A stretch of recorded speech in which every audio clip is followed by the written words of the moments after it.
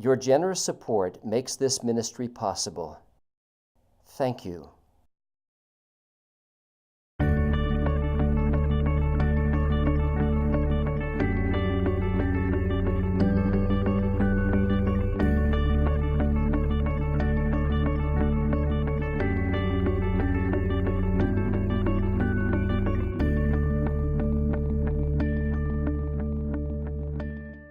Let me ask you this question, because this continues into our discussion of integration and how we do integration, how we are willing to take outside sources and information and apply it to helping people, right? You may think this has little to nothing with it, but as you look at these pictures as they're coming up here, all right? That was a picture of me taken earlier. If you're, no, it's not real. Can you make any observations? Can you see what it is, why I am showing you these pictures? What is it about these pictures? Think through it. You know, I think I put a picture in your notes as well. Do you see something that helps you understand what's going on? They're all set to 1008. They're all set to 1010, 1008, 1008, 1010. Did anyone else notice that? Okay, a couple of you did. Anyone know why? Aesthetically pleasing. Why is it aesthetically pleasing? It looks like it. It looks like it because I said so. Thank you very much. Found this answer one time in a men's magazine, a GQ magazine, where someone asked the editor that question, and they asked the same questions. Like, every ad I see always seems to have it at 1010. I mean, why is that? The editor did some research. He talked to actual watch companies who have done research on this, and they came up with this answer. Now, again, what are the parts of watches that you know? What are they called? The hands. What is this part? The face. Does that help a little? When you see someone's face, what do you hope to see? Hands. Not hands. Their eyes, and do those hands look like something else that you might see on a face? Smile. Say it again? A smile. Get this, okay? Marketing companies spent millions of dollars researching this out and showing these images to people, and found that people liken that image of a watch face and those hands in that position of a smiling face, which people generally like smiling faces more so than frowning faces. That's why you don't see any of these usually set to, what would it be, 725, right? 1010 is the magic number. And all these companies do it, except this guy. For some reason, this company, Victorinox, did it at a total random thing. And the reason I have this is because one of my students who was in this class, who saw this, sent this to me. Ever since your counseling class, I have never been able to look at watch or clock advertisements the same. They are always smiling at me, reading 1010. It always draws me back to those college days. Needless to say, I was amazed and astonished when I found this enigma in a magazine ad. Sheer and utter craziness. Hope you enjoy it. P.S. I do remember other things from your class, but that one always sticks out of my mind. So that was the one anomaly. Every other watch advertisement I've ever seen always does that. Always goes through. Now, the reason I show you that is not just to make you now think and look at every other watch advertisement, which you will do by this time. I promise you, you will look at it. Hey, 1010, oh great, Matthews and Takes. Mr. Matthews is a great teacher. And you'll think through that very specifically. One of the things I want you to look at this is you had to go through a process to come to that conclusion. What was that process? And to notice something in one, and then move to the next one. And if it was still there, then move to the next one. If it was still there, move to the next one. Okay, you have to notice some things. If it ever changed, I had to go back and start over. Right. You noticed and you compared.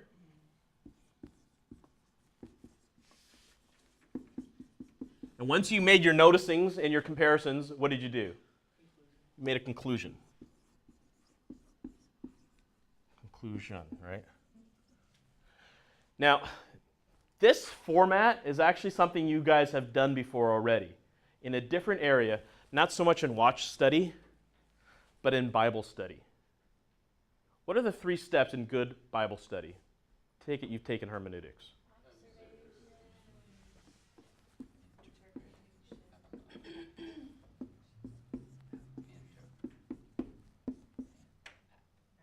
Application. All right? When you come to the text, you have to make some notice. Who's that? Where are they? When are they? What are they doing? You have to make as many observations as possible. Then you need to make some more interpretive things. That's what the comparison was. Now I noticed this one looks like that, but this one, okay, but this, and then you're starting to pull together the pieces and trying to make some type of meaning out of them, right? To where then you finally make a conclusion, or in our biblical studies, an application. Now that I know what it means, what does it mean for me today, here, and now? Understand that this process not only is good in terms of understanding watch advertisements, is not only good in terms of biblical studies, but is actually good in terms of counseling people. In fact, this is something I want to help you do. I want to help you observe, interpret, and apply when it comes to you helping people. And it needs to go through that process. A lot of times, we go straight here without going through the work. And that's problematic, because what happens if we don't go through the work and jump straight to here? We may get it wrong, right? Because it's not based on proper interpretation of the information given to us. So what you need to do, not just in good Bible study, but in good counseling, is go through the steps. So, with that said, I'm going to ask you a question, okay? There's a man. He's in a field. Now, if you know the answers to these, please don't blurt them out. Let others try, okay? There's a man in a field, and he's dead, and there's a rock by his head. How'd he die?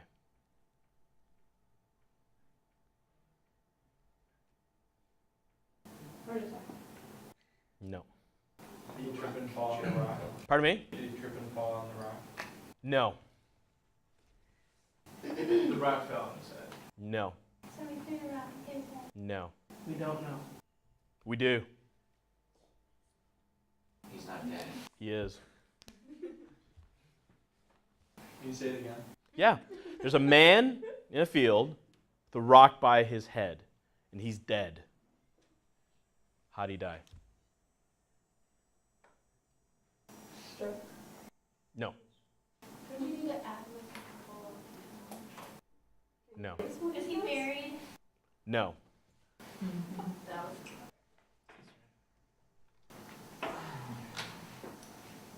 Old age. No.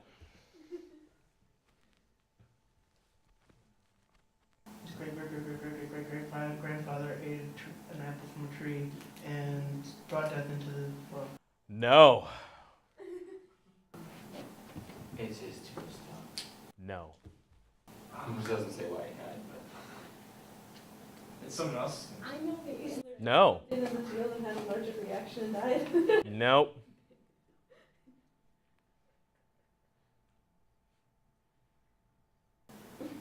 Seriously, I know this one. Seriously, you do? You're supposed to say one word. Seriously, I don't know. I got a lot of time, by the way. We got. What if he died from diabetic? After like a week, it was okay. do we know the size of the rock? Let's just say it's this big, just for argument's sake. Oh, the rock has a lot to do with it. Honestly. Do we know the type of field? Sure. Does the field have to do with Not really. He's just in a field. just the rock? The rock is the main object. Yeah. Has he fall onto the rock? No. Is there any blood? He No. laying next to the rock. Yes. Do we know is the rock beside his head? On top of his head? Beside his head. Did he have contact with the rock? No.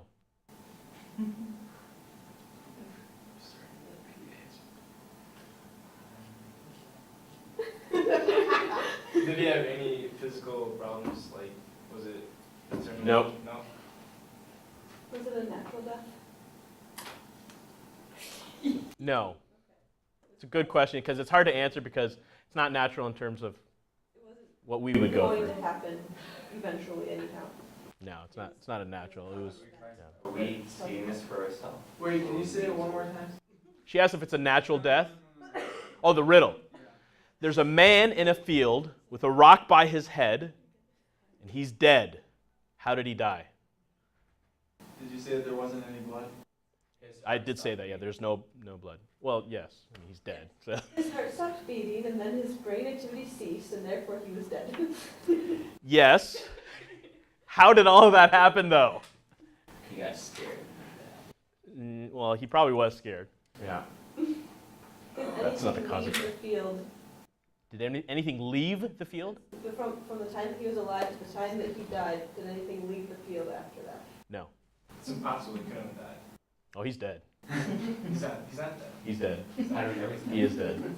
Because it's my riddle, my class, he's dead. No. Is he an older man? Irrelevant. He's just a man. Just age is not really. Does the type of rock matter? Yes. A hard rock? Yes. Is it maybe a volcanic rock? No. Is it? What kind of rock is it? Yeah. It's a good question. Granite. Maybe you could ask some other questions. Too. Spirit, like, would have been shot out of something. It wasn't shot at something. No. There was no contact between the man and the rock? No.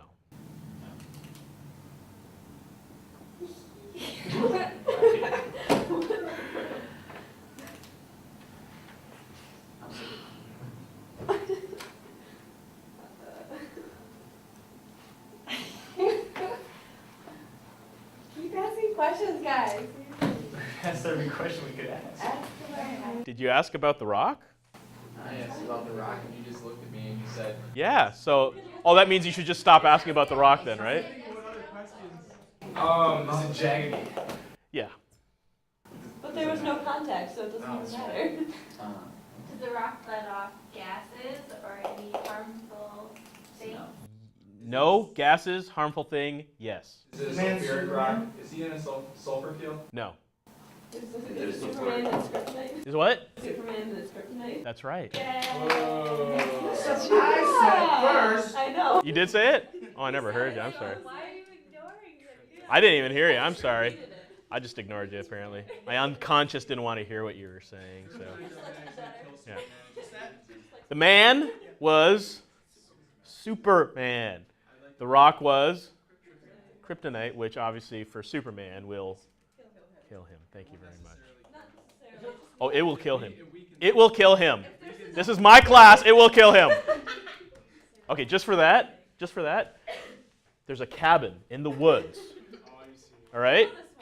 You know this one? Then don't give the answer. There's a cabin in the woods, and they're all dead. Who's all? How'd they die? The people in the cabin. How many? From now on, I'm only going to answer yes or no.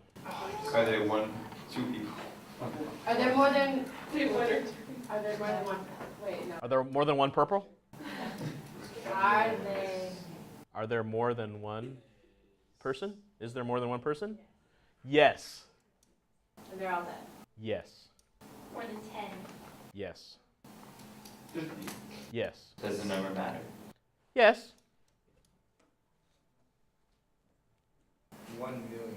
No. 1 million. The people in there are people in the cabin in the woods. They're all dead. How did they die? Not a log cabin. No. Does it matter where the cabin is? Yes. It's in the woods. Does it matter what type of cabin? Yes.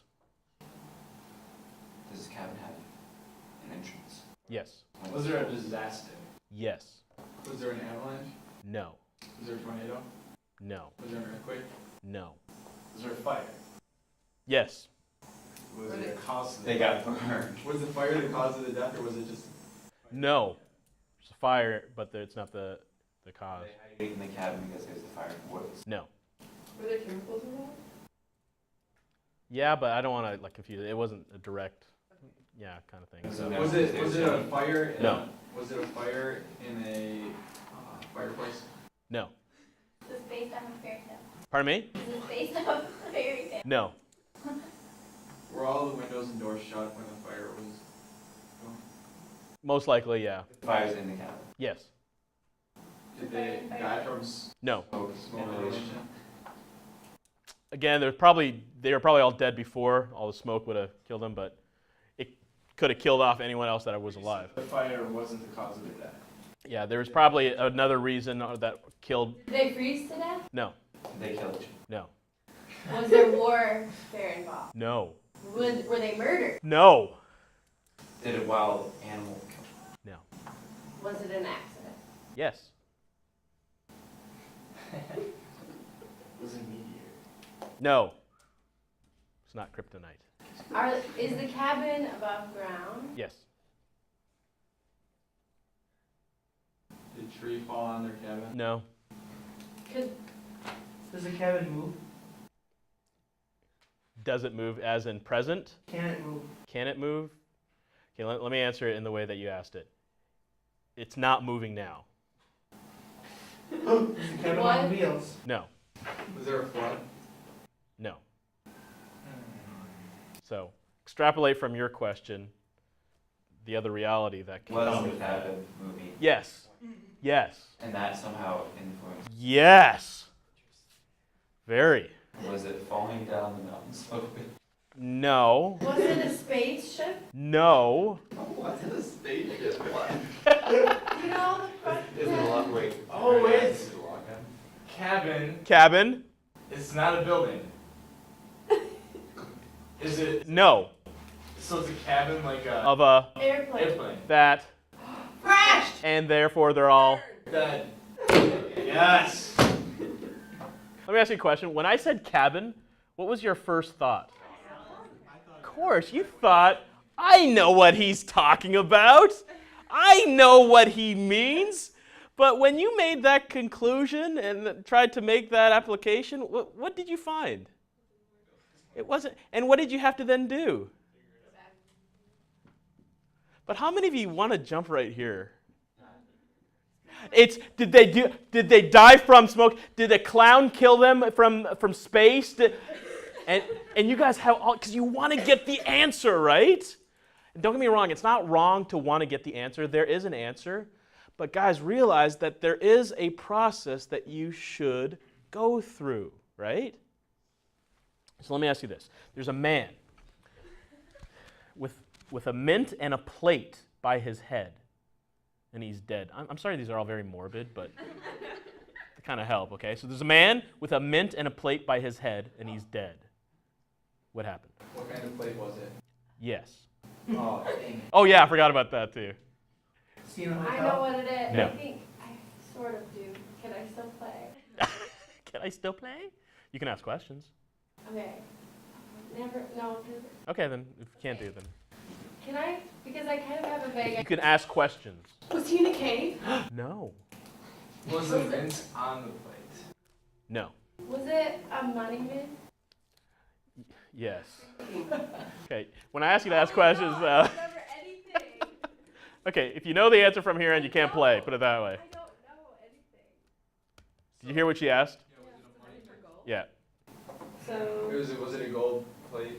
It was a, Plate of gold. now, how do they, Those trays that they which is found within, Money making. which are called, where do you find those plates?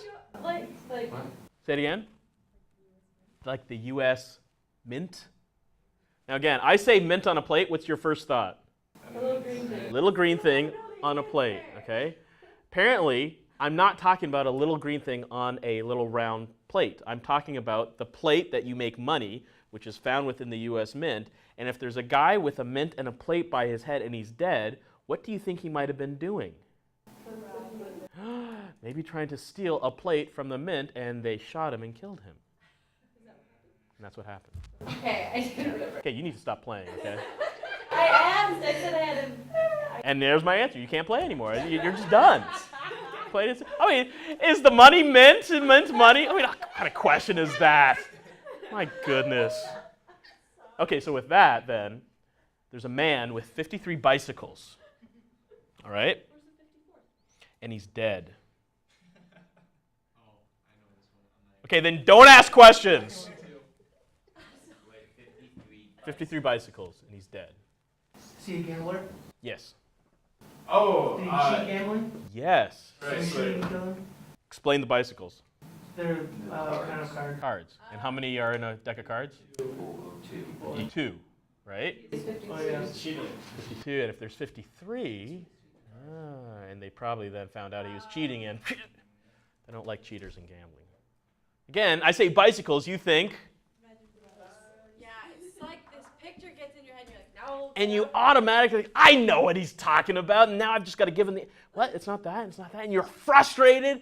Guys, imagine how it is now dealing with a person, right? It's one thing to talk about riddles and Superman and things like that, but what if a person comes to you and all of a sudden you make the assumption in your head, well, I know what your problem is. I already know the answer. This is what it is. But that's not it. You feel frustrated about doing these quizzes, these little riddles. How do you think they would feel when you make an assumption about their life? Not very good, right? Which makes me realize how important it is to go through the process, to take the time to ask questions, to get curious, to observe their life, to build a relationship where you can justifiably make some interpretations about their life, make some conclusions, and how to make their life better. Again, it's not that I don't want to make their life better and get to some answers. It's just how you get to the answers is important. You get what I'm saying? And again, realize who we're dealing with. Eternal souls. Little riddles, that's nothing, right? Watches and pictures of them, forget that. I want to impress upon you how serious it is when it comes to dealing with people. How you need to practice in that area even more so. So, there's a man with a puddle of water. And guess what? He's dead. Man with a puddle of water. And he's dead. How did he die is the question more specifically. Was he laying beside the puddle of water? No. Did he drown? No. Where is the way? Yes. Is it a deep puddle of water? No. Is it about 1 to 3 inches of puddle of water? Yes. He didn't drown though. No. Is a puddle of water in a pail? No. Is he standing in the puddle of water, or was? First question, no. Second question, yes. Oh, it was there. Was he electrocuted? No. Was it raining? No. Was the puddle of water in the street? No. Maybe we're thinking of the puddle wrong. Probably. Puddle. Like a poodle? No. Poodle? Water? Is the water strictly H2O? Yes.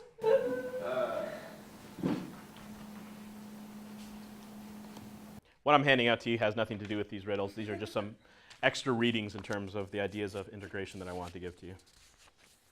So don't read into me handing this out. Why is he doing it that way?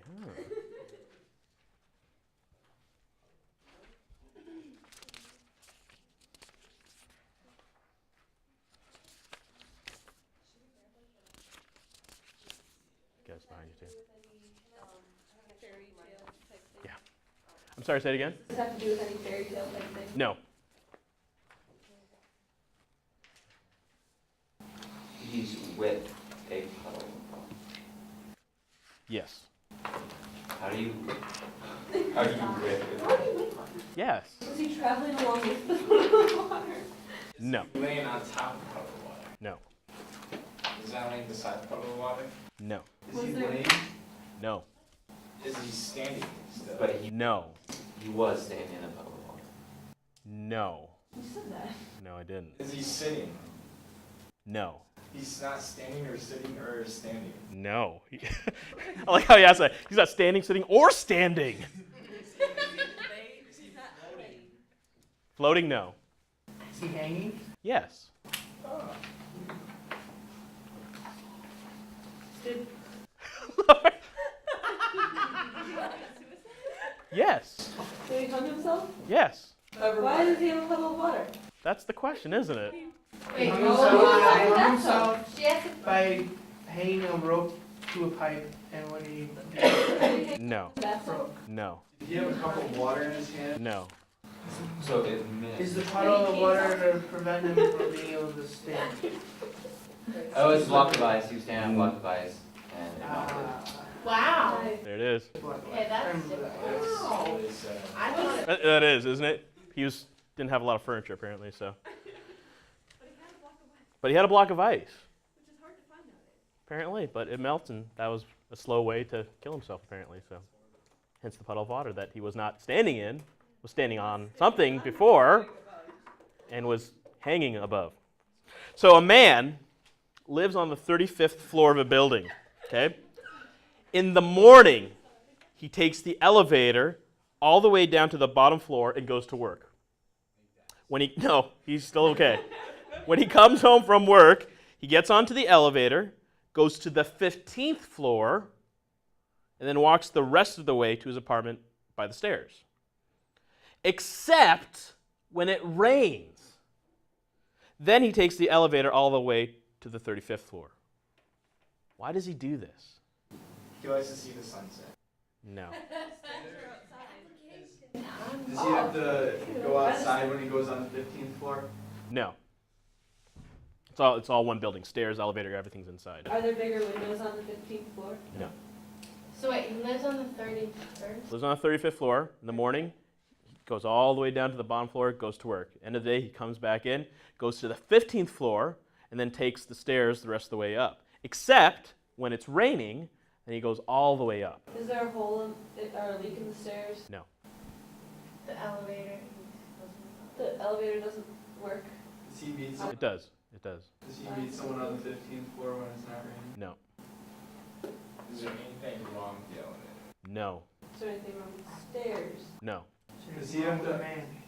Does he have to go? Define wrong. Is this, okay, does this man have like, that one thing where OCD? Sensitive. No. Does he have to go somewhere on the 15th floor when it? No. He goes straight to the 35th in his apartment. So there's no reason for stopping on the 15th floor besides he wants to. There is a reason, so yeah. Yeah. But there's To stop on the 15th floor. obviously because he stops there. is it just Is that, because he is that reason not there when it's raining?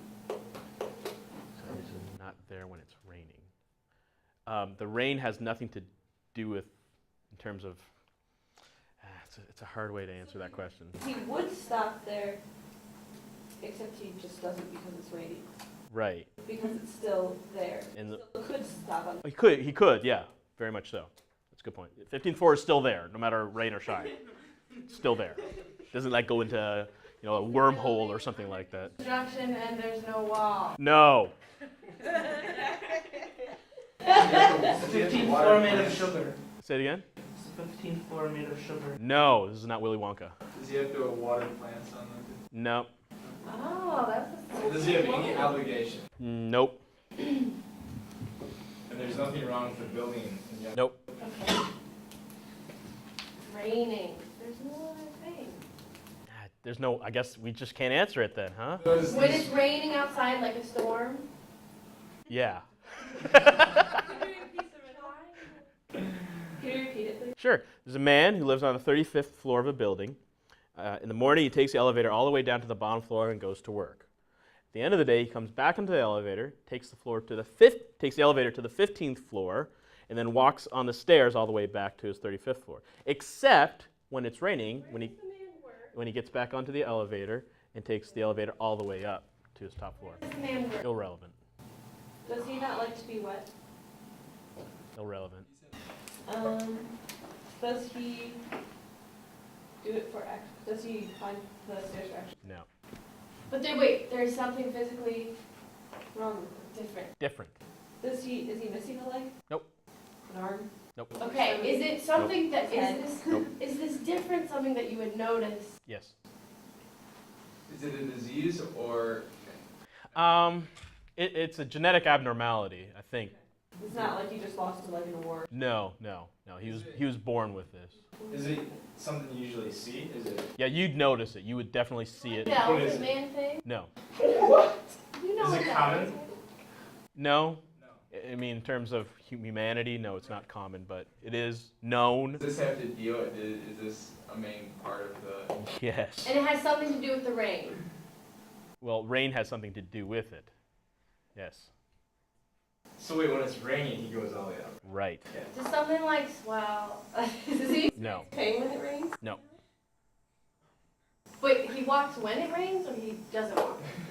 When it does rain, he can take it all the way up. When it is no rain, he then takes the stairs. Is he not? Is he allowed to take it all the way up?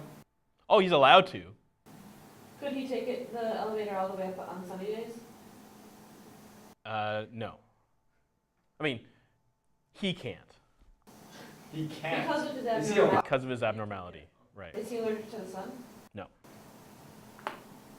Wait, you just said he. Motion sickness. No. Oh, Is the elevator thought I had it. glass? Is the No. elevator clear? No. It's a normal elevator, Yes. but he can't take it up when it's sunny. Right. Yes. He can't. He can. He doesn't have the ability. Yes. I can tell us the answer. Keep asking about the name. Is it something you really want to know? Man, like really, really short. Yes. Is he a midget? Yes. Can he not reach the button? Yes. Why can you reach on days when it rains then? I wonder. He has an umbrella.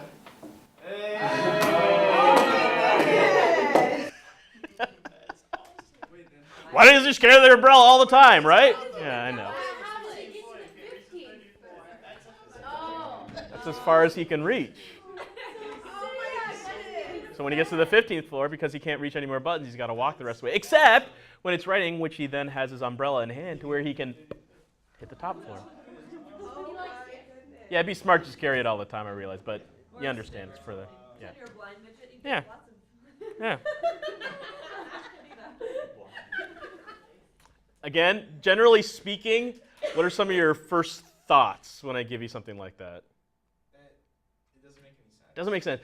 There are a couple of times where you were one of them, Tom. You're like, you're gonna give us the answer, aren't you? Generally, why do you want that?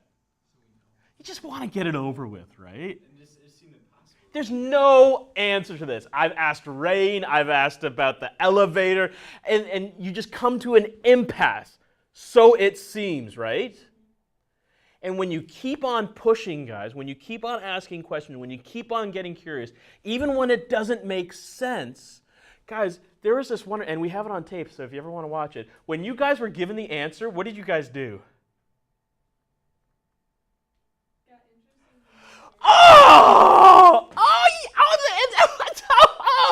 And there was this release of joy that was all of a sudden communicated to all of us here. Again, if we're just talking about a little riddle, imagine the joy that comes when we're actually dealing with human beings that are struggling, that are feeling that impasse that much more. So if you're going to give up on them, where are they going to get hope?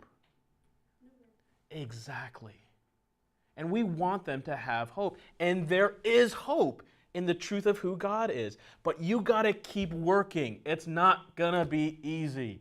And there are going to be times where you're just like, I don't know. You're messed up. We're just going to have to leave it there. I'm sorry. And you just want to get through it. You just want to shake them. You just want to get it over with, right? And get to the answer. But guys, realize that the process is part of getting to the product.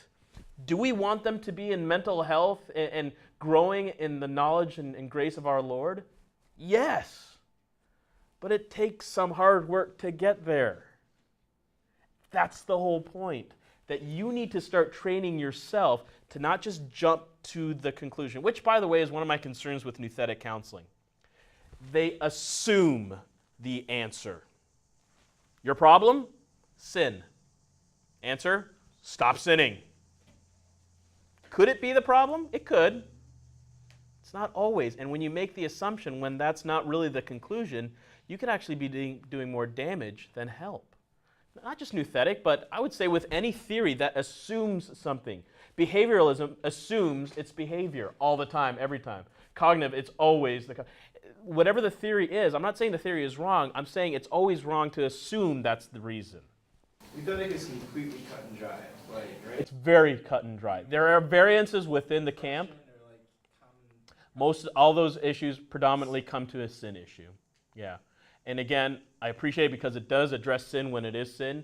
I think it is too reductionistic. It gets to this level without going through the process. And that to me is more harmful than helpful at times. And that's why I get so concerned, not just with nouthetic, but with any theory that makes the assumption, this is why people have problems. It's the way they think, the way they sin, the way they don't have enough chi or whatever the problem is, that you can't make that assumption without going through the work. And it takes time. It takes effort to go through, ask questions, get curious, find out the history, go through all the process of working with a person. Because what I'm going to be doing the rest of this semester is giving you the ways of helping people. What I don't want you to do is make the assumption that you always know exactly what the problem is, thus apply those issues. Right? You got to go through the issues, the work of helping someone. You want to do another one? Yep. Can I frustrate you some more? Okay. I'm going to read this one because it helps. Can I make a request for Please what do. Haley does not know? Because she's You know all these pretty much already, right? Can I ask you then, how do you feel kind of sitting there, listening to everyone? Kind of annoying because like you want them to ask certain questions, but you can't do it. Right? And yet you realize, thankfully, that just blurting out the answer would do what to everyone? The fun of it, right? That there's an enjoyment in going through the process. And if you just blurt it out, as soon as I say, oh, I know this one, they're going to look at you and they will beat you up after class, right? You realize that there's actually joy in the journey as well as the answer itself. And that's good. Now, let's see if you know this one as well. Man stared through a dirty, soot-smeared window on the 26th floor of an office tower. Overcome with depression, he slid the window open and jumped through it. It was a sheer drop outside the building to the ground.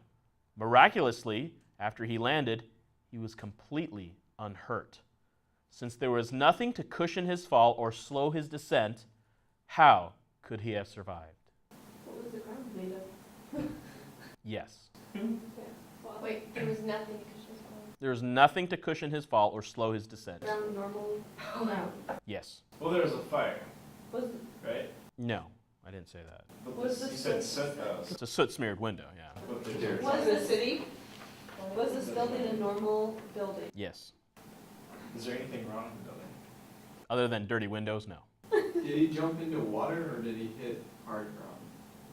There was nothing to cushion his fall or slow his descent. He just hit the ground. Was it cement? No, So it was ground. it was ground. He jumped because he was depressed? Yeah. Overcome with depression, he slid the window open and jumped through it. What was the ground, like what he landed on, like was it right under the window, possibly? Yes. No, it's not. Did he, He's on the 26th floor, though. did he go all the way to the bottom though, like all the way from the 26th floor, like down to the ground below? So did he jump from? Did he, okay, so Did was he there go from anything that 26th stopped floor him to in the the- middle of It's the all the ground? way to the ground. Or did Yeah. he- The ground? Like the ground, like Which ground are you? bottom. The earth, No, like could there been like something that stopped him right under? no. To answer your question, no, he didn't do He that. dropped He hit all the earth? 26 floors. No, he didn't. He did not drop all. So there was something in between. No. He hit the ground. Yes. He hit the earth. No. Was the building underground? No. No. Part of the building underground? Is the building on here? Yes. Which ground did he hit? Yes. Are there two grounds? Like, Yes. What is a ground? Did he? Okay. Was there like, you know how they... Like how buildings have like a garden. A garden? Yeah. You jump like into someone else's ground, like earth, No. ground. Did you get a duck in here? No. What about Is this it awning ground, thing? ground coffee? No. So on the 26th floor, essentially, I'll just kind of pare it down. 26th floor, he's depressed. He opens the window. He jumps through the window. It's a sheer drop outside the building to the ground. Did he not make it through the window? No, he did. He totally did. He did. But without a scratch. Nothing to slow his descent, nothing to, cushion his fall. Supernatural. No. Normal human being. What Irrelevant. He's just depressed. fell His On the jump. Is he floor? Yes. or the ground? What? No. Nothing to slow his descent. Jumped through just a window and he didn't go down any floors. He just jumped through a window. Yes. Wait, he fell all 26 floors. No. No. So he just was jumped there- through a Was he on window. the 26th floor and Why jumped was through the the window window onto slipping? another level, onto the same level, like just, oh, there's a random wall. Where is he then? He's inside the office. Or he could be outside of the building, Jumping in. jumping in, How do you get up to the 26th floor? because he's a window washer. That's why he's depressed. Because it's a soot-smeared. Oh my. Now again, you assumed He's inside going out. going out, when in fact a window washer is usually outside. Oh, look at this dirty window! Jumps in, but I'm okay, right? Generally speaking. Romeo and Juliet were dead in the middle of the room. All that surrounded them was a pool of water and some broken glass. How did they die? No. That's a good story, though.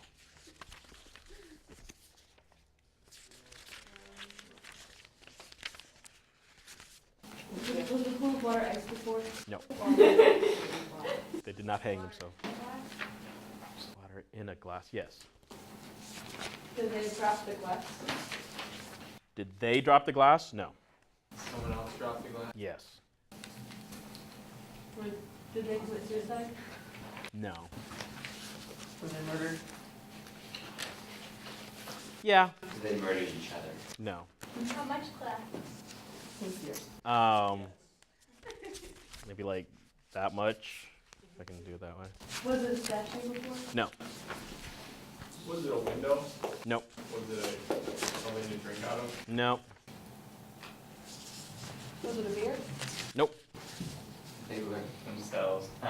Did they what? They looked at themselves. No. no. Did he? I gave you this one already, right? Yes.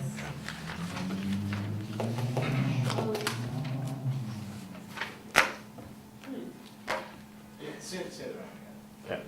Romeo and Juliet were dead in the middle of the room. All that surrounded them was a pool of water and some broken glass. Did they drown? How did they die? No. A room? Was Oh, a light fixture. Nope. I had. Were they in a plane? Are Romeo and Juliet people? No. Are they dogs? Nope. Was there a fish tank involved? Yes. Are they fish? Yes. The fish bowl fell over. Romeo and Juliet are fish. You thought they were people. That's funny. It's because no one gives. Oh, I know people that do. Trust me. Trust me.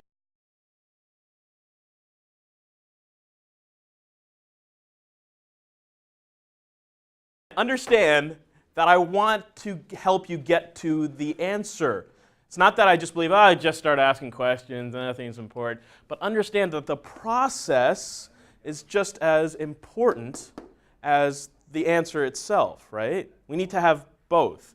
The way I've been kind of experiencing this lately is the willingness to engage what God does in creation. Okay, think about this for a second, okay? Without getting into all the debates of young earth, old earth, gap theory, and all those things, how long did it take God to create the heavens and the earth? 6 days, okay? I don't want to get into the debate. Let's just say, for argument's sake, it took 6 days. Again, who are we talking about here? Okay, now put those two ideas together.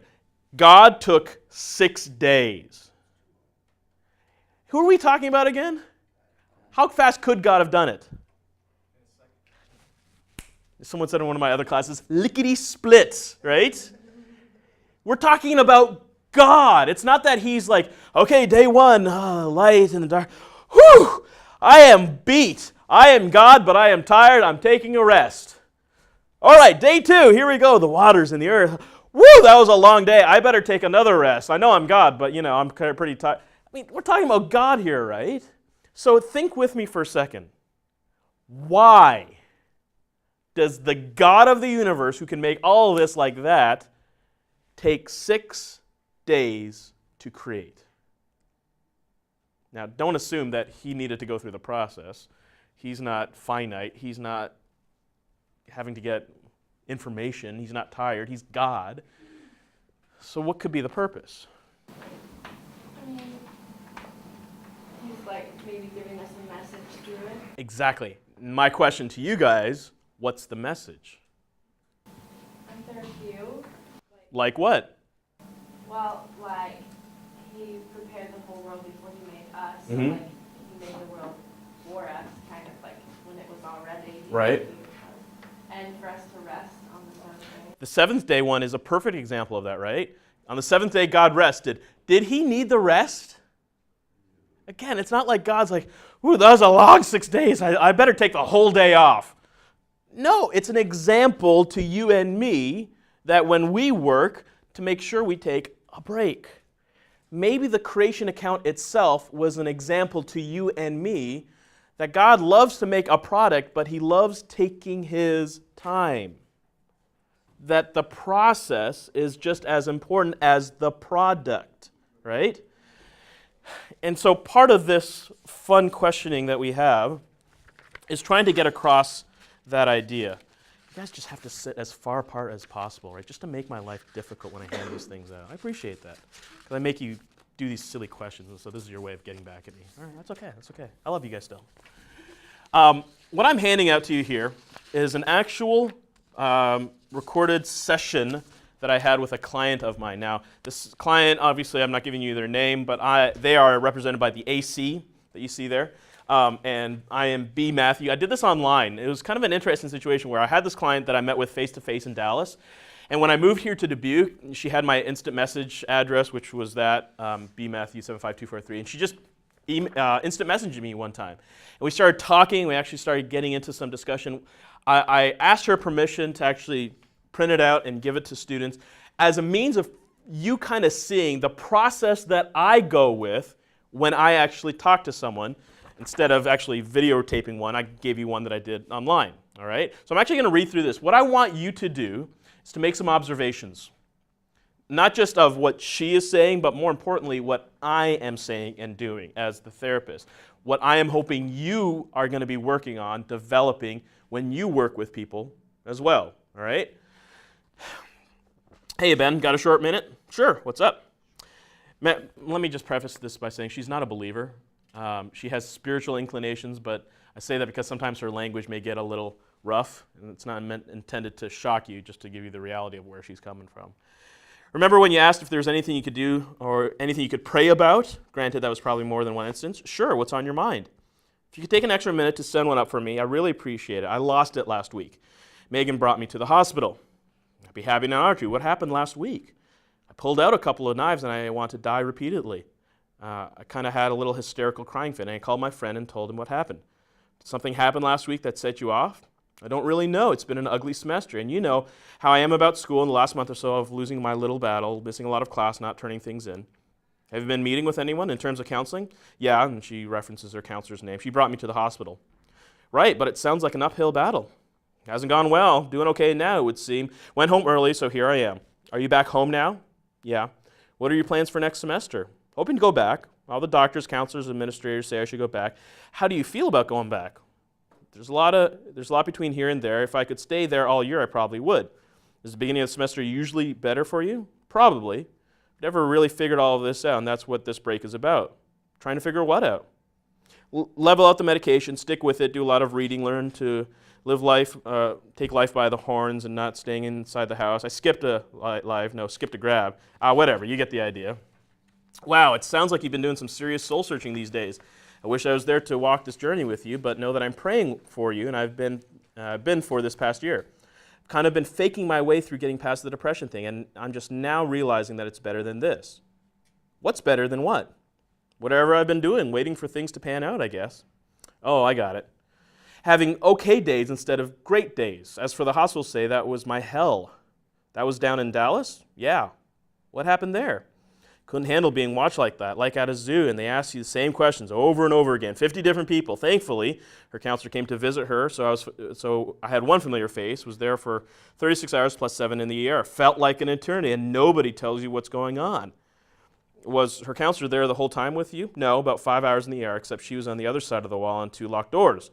Then she came to visit in the morning in the other place, and the mom got in that night, and dad got in the next morning, and the 3 of them came in. Did you just go straight home after they let you out? No, I asked to spend 2 days with my friends. We went home to some meetings to deal with an academic issue. Are you meeting with anyone for meds or counseling while you're back home? I have the meds doctor at school had started me on. As for counseling, I couldn't get an appointment until later date. Is that someone with you now, a new person?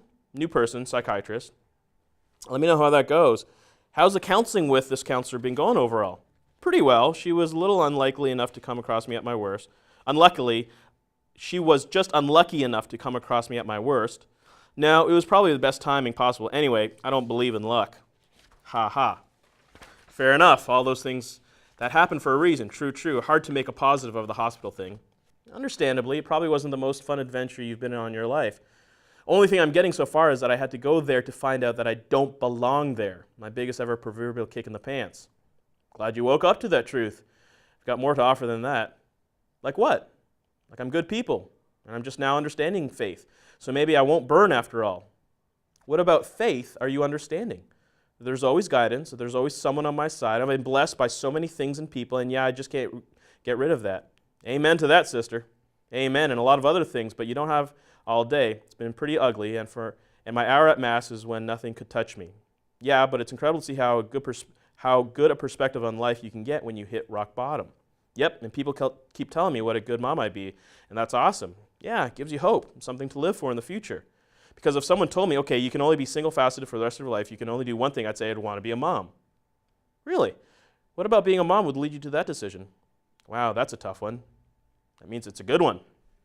Just being able to introduce new people into the world and raise them in a good home with a strong family definitely gives you a perspective outside of yourself when you look at it through the eyes of your potential children. Now, I understand that this friar with a long name, no one has a right to a baby. A baby is always a gift. I'm not being all I deserve it, but that doesn't mean that you can't hope for it. Preach it, sister. Aha. You would have liked that talk. He came in and talked about the Catholic Church and stem cell research and cloning. Ooh, I know I would have liked that talk. It was really interesting. But anyways, I'm going to babble all day, and well, you have a life to get to. I have to find a way to look ridiculously hot for the work Christmas party tonight because some of them like picking on me, and what better way to show them that was a bad idea. I'm sure you won't have any problem. Thanks for talking with me, and know that I'm praying for you. Check back with me when you can, and know that I'll help when you need. Thanks, Ben. Really quick, how's the family, wife and all? We're loving it. We've been able to travel a lot together, and it's been awesome having someone to wake up beside. I really love it. That's awesome. Glad to hear it. I think this breaks some sort of rule, but I wish I'd gotten to meet her.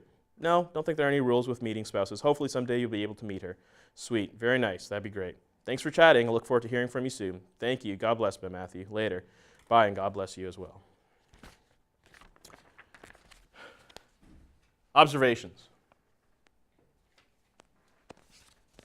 More so on my conversation with her, but feel free also to make some observations about her and some of the things you're seeing in her. Kind of just let her talk. Kind of just let her talk. Yeah, definitely. Yep. Kept reaffirming her feelings. There's definitely a reflection of what she was feeling, right? Not to say it was always inappropriate or right, but at least understanding that's where she's at. What else did you note? Lots of questions. Lots of questions.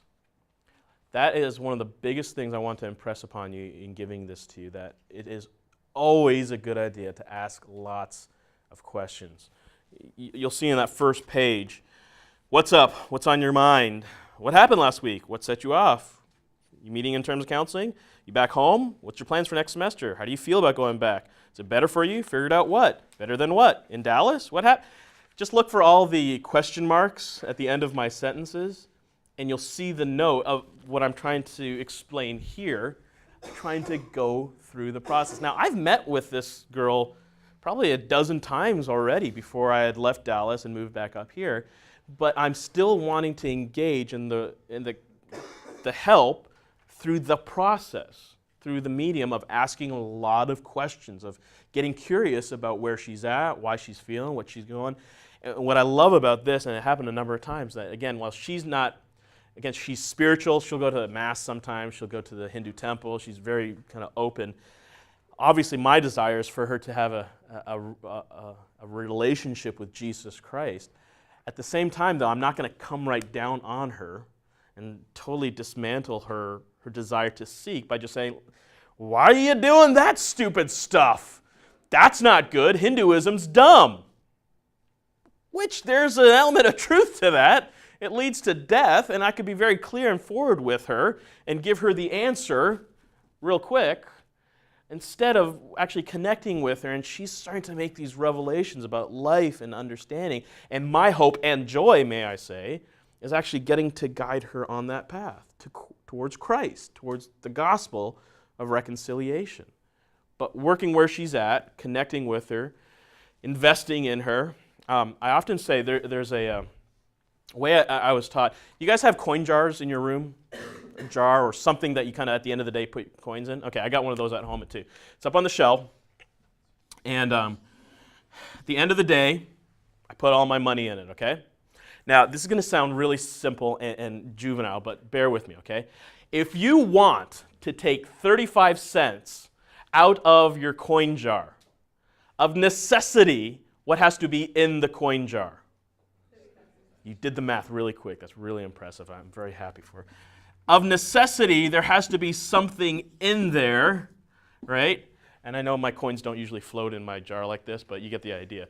Of necessity, I have to put something in before I can pull it out, right? If I want 35 cents in there, before I want that 35 cents, I better have invested into it to begin with. This is simple economics, I realize, but the idea that goes beyond economics is a life. The people that are coming to you need to be invested into. You need to be concerned about them, ask them about their life. You need to put into their life, because there will be a time where you need to exhort or encourage. You need to ask for some, here comes the pun, you ready for it? You're going to ask them to change. Change coins? Anyway, you're going to expect them to move in a different direction. But you do not have the right to ask that unless you first invested in their life. You don't have the right to exhort them unless you've been willing to put into them, right? Of necessity, you got to put into their life before you can expect any change to come out. Does that make sense? Now, that to me is the whole point of why we do counseling. It's not just to disseminate information. If that's all it was, they can go to any computer and get that. The point of it is letting the Word of God hit us, investing in a life so as to bring the truth of God. That to me is the joy of counseling. And it's not just to make them better, but obviously to make them better in the pursuit and the glory of Jesus Christ. So, with that said, first off, any questions? Again, getting back to the process and why we're doing it and the questions and all those things. You're never going to make an assumption ever again, right? I guarantee you I still do it. I still struggle with, well, of course you're struggling with this issue because boom. And sometimes, I'm right, given experience and wisdom. But I still think even when I know why they're doing it, it's still helpful to go through the process. Because I connect with a person. I invest in their life, and that's always a good thing. Even if you know the answer. Well, of course you're depressed because you're doing this. Stop doing this. It's a difference between a prophet and a priest, if I can say it that way. Let's use some biblical language. What's the purpose of a prophet in the biblical scheme? What was his job? He was from God to man. And generally speaking, what was the content of his message? Exhortation. Stop that. Israel, quit it. What are you doing over there, Nathan the prophet? You are the man, right? Very confrontational. Again, I'm not opposed to taking on the role of a prophet at times, but first we need to take on the role of a priest, advocating for the people. That's the difference between a prophet and priest. A priest is from God to the people. A priest is for the people to God. Which is why Jesus is the perfect prophet and priest, by the way. The idea that we need to take on a priestly role of advocating for, representing people, so that in times we can be prophetic to them as well. We have to take on both those roles, but I do think there is a one before the other. We need to be a priest before we have the right to be a prophet. Does that kind of make sense? Using some biblical language. This means yes, this means no, this means, yeah, sure, I'll agree right now. Heidi, you had a question? Well, I was just thinking of like, in general, people helping Mm-hmm. and giving an encouragement to someone who's discouraged. Yeah. I have noticed that that I always want to point to hope at the end. Sure. And that seems to kind of be, oh, well, what can you be doing? What is there something you could be going towards, like a goal or Mhm. going towards something hopeful? Right. And that's giving like answers, or is that doing the process? Like because every conversation, I don't want to just leave the person, oh, well, I'm sorry that you're super discouraged. Sure. I always have, like, I just can't help it. I have to turn to hope. Understand, we always want to get to the answer. This is not postmodern counseling where you get to an answer, I'll get to an answer, we'll all get to our own answer. No, we are very goal-directed that we want to provide, to use your word, hope. To use what I've been saying, the answer, right? Because there is an answer. There is truth that leads to hope in life.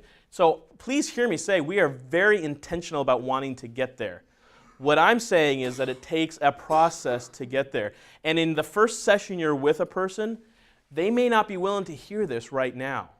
It's still true, by the way. It still needs to be impacted into their life.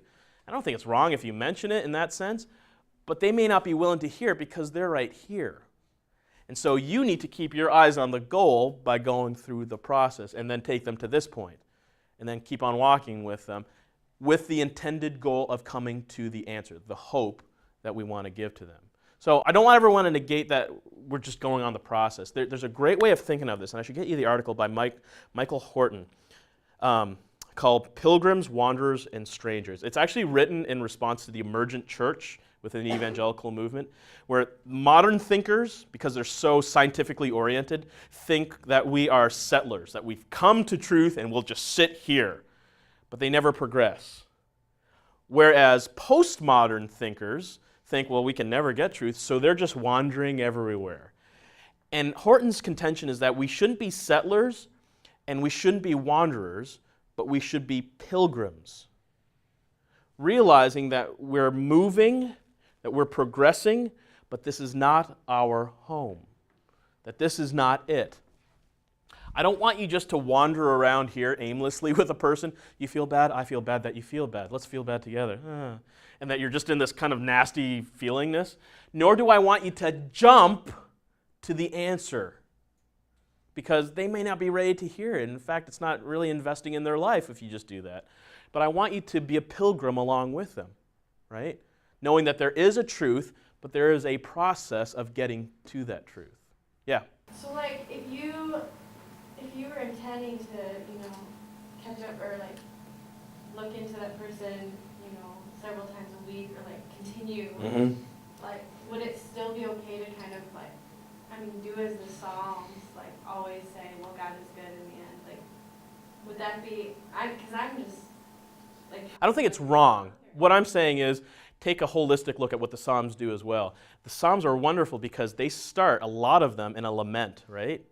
My enemies are prospering. They are gathering around me. It's struggle. It's hard. God, where are you? The psalmists are very clear. I'm struggling.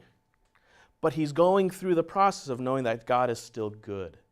That, to me, is a holistic way of looking at what we're trying to do with people. Now, he writes the psalm from the perspective of having gone through it, but don't forget that the reality is that he had to go through it to get to the answer, right? And so I don't want him just to sit in his sorrow and misery. And if all he's doing is saying, my enemies are gathering around me, God, where are you? I'd say, and if he's there after a while, after months, after years, we need to start being a little more prophetic to him, right? But if it's just where he started, then let's walk with him on that journey to the hope that we want him to understand, but not fast forward him to the hope, right? And that's really what I want. So I'm not going to say it's wrong for you to bring up where we're going. I don't want to ever give you that implication. All I'm saying is, even if you bring it up for him, don't force him there. Why aren't you better now? Why don't you appreciate the hope that I've been talking to you all this time? Why are you still in the dumps? And that's not helping him progress. That's just pushing him. And most times when people get pushed, how do they respond? They'll push back.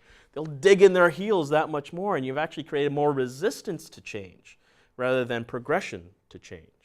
So I'm saying walk with the person, not push the person. I heard a great story. This is totally getting off base, but it's a great story, so I'll share it. There's a guy who went to Israel. He was with a tour guide. They're in a car. They have to stop because there's this man with a bunch of sheep walking in the middle of the road. Doesn't happen here a lot, but in the Middle East it's still quite common. Livestock everywhere. So the car stops, and the father's in the front seat. His kids are in the back. And he says, hey, kids, hey, look, there's a shepherd. He's leading it. He's with his sheep, and they're, shepherds. Remember Psalm 23, and he's trying to discuss things like that. To which the tour guide who's driving just starts snickering. He's like, father realizes, like, am I saying something wrong? He's like, well, sir, those are sheep, and that man is with them and all, but that's not a shepherd. You got to understand. Like, it's not? No. He's like, no. You see, a shepherd is always in front of the sheep. That man, he's behind the sheep. He's driving them. That man is behind them. The shepherd is always in front, leading the sheep, guiding the sheep, walking ahead of them, protecting them, things like that. That man, he's behind the sheep. So the father's obvious question then is, well, if he's not a shepherd, who's the man behind the sheep? Oh, that's the butcher. See, the butcher has to drive the sheep. The shepherd always leads the sheep. My hope for you that I pray for myself is, am I more like a shepherd leading, walking with, or am I like a butcher driving, pushing inevitably to death? Because even if they understand the truth, if they don't apply it, it's not helping them, right? And so I want to be much more of the leading shepherd rather than the driving butcher. Make sense? Got the image?